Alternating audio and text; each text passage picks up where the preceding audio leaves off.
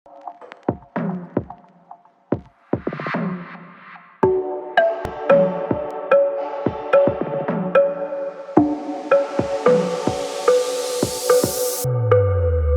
عکاسی میکنید حتما برای شما موقعیتی پیش اومده که نیاز پیدا کردید به یه سپاهی خوب و الانم که متاسفانه قیمت‌ها سر به فلک کشیده، اما توی این رنج قیمتی یعنی 4 الی 6 میلیون تومان میتونید یه همچین سپاهی رو خریداری بکنید. بنرو IF28 میپردازیم بهش. برای من به شخص چیزایی که درباره یه سپاهی خوب مهمه اینه که استیبل باشه، بتونه وزن بالایی رو تحمل کنه، خودش وزن پایینی داشته باشه، ارتفاعش قابل قبول باشه، به سرعت بتونه اون رو باز و بسته بکنم و هدی که باش عرضه میشه یه هدی باشه که توی سناریوهای مختلف بتونم به راحتی باش کار بکنم. من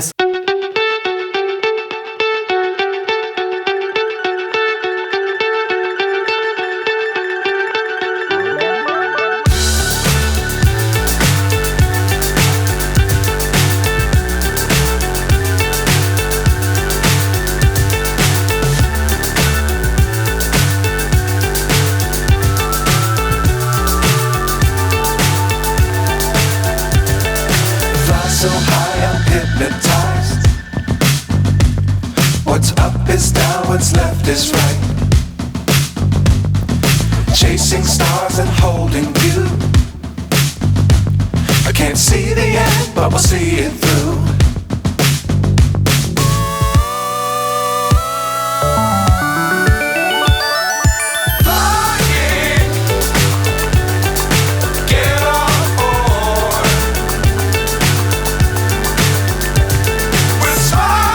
به چه ترتیبیه؟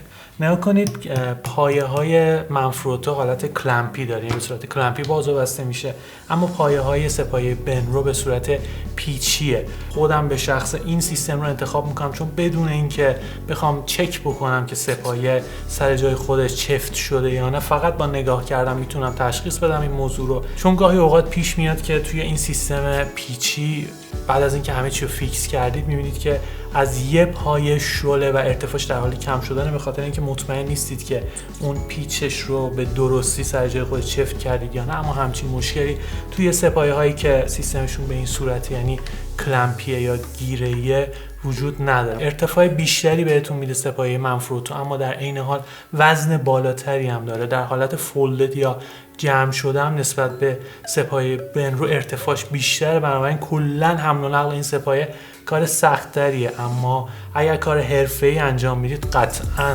انتخابتون باید این سپایه باشه.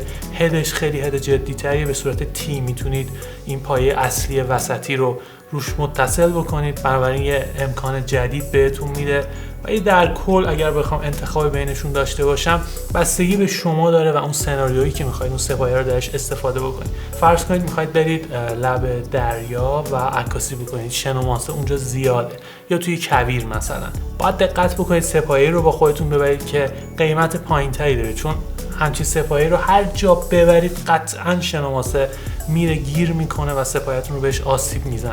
در نتیجه توی رنج قیمتی متفاوت انتخاب‌های مختلف دارید، بسته به شرایط و اون نیازی که دارید باید برید یه سپایه خوب برای خودتون انتخاب بکنید. بپردازیم به عملکرد بنرو. ابتدا با هد این سپایه شروع میکنم و پیچی که برای قفل یا لاک کردن بالهد اون وجود داره. پیچ دوم مربوط به فریکشن کنترله که همونطوری که از اسمش پیداست میزان استکاک مغزی بالهد رو کم و زیاد میکنه. برای درآوردن کفشک بنرو از سیستم جالب PNT که مخفف پول اند تویست هست استفاده کرده که باعث میشه کفشک بعد از اطمینان عکاس از جای خودش طی 2 مرحله خارج بشه. یک پیچ هم داخل پلیت کفشک وجود داره که با باز کردنش میشه پلیت دیگه‌ای رو باهاش جایگزین کرد، مثلا پلیتی که از کفشک‌های منفروتو پشتیبانی بکنه. کنار پلیت یه تراز وجود داره که متاسفانه جای خیلی بدی قرار داده شده، چون بعد از اتصال دوربین بدن اون رو میپوشونه و عملا دیگه نمیشه ازش استفاده کرد. اما خوشبختانه برای بستن پیچ روی کفشک به دوربین نیازی به سکه و آچار آلن وجود نداره و به راحتی میشه دوربین رو به کفشک متصل کرد. میرسیم به دیزاین خود سپایه و محورهای پایه‌ها که طراحی بسیار خوبی دارن. پایه‌ها به صورت تلسکوپی باز و با پیچوندن هر قسمت سر جای خودشون محکم میشن. سریع قسمت پایینی هر پایه قابل تعویضه و و برای موقعیت‌های مختلف میشه از سری‌های میخی که همراه با این سه‌پایه عرضه شده استفاده کرد. نوع جنس بدنه روی سه‌پایه نوشته شده پایه‌های آلومینیومی و مفصل‌هایی از جنس منیزیم. مورد بعدی به مقاومت پایه‌ها در مقابل گرد و غبار اشاره داره که میشه بعد از استفاده طولانی باهاش درستی این ادعا رو بررسی کرد. همچنین گیره‌ای مخصوص برای استیبل تر شدن سه‌پایه زیر پایه اصلی قرار داده شده که میشه کوله پشتی رو ازش آویزون کرد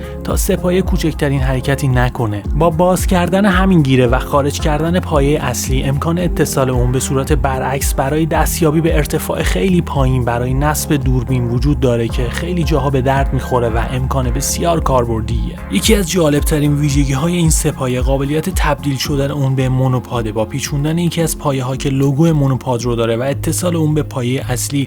مونوپاد شما آماده است و میتونید باهاش عکاسی بکنید. در ضمن امکان تغییر دادن زاویه پایه‌ها در 3 حالت مختلف وجود داره که با باز کردن این گیره میشه زاویه مورد نظر اون رو تعیین کرد. به نظرم IF28 از برند بنرو انتخاب خوبیه توی این رنج قیمتی، چون انتخابای دیگه‌تون برندهای متفرقه چینی ان. برندی انتخاب کنید که یه مقدار شهرت بالاتری داره. بنرو برندیه که صادراتش به کشورهای مختلف وجود داره، اروپا، آمریکا. سرچ بکنید خودتون می‌بینید توی اینترنت. من یه کوله پشتی از برند بنرو دارم که 10 سال دارم استفاده می‌کنم ازش.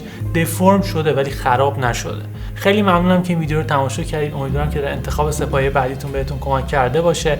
ممنونم بابت نظراتتون، کامنتاتون. امیدوارم که این اتفاقی روند ادامه دار باشه. مرسی.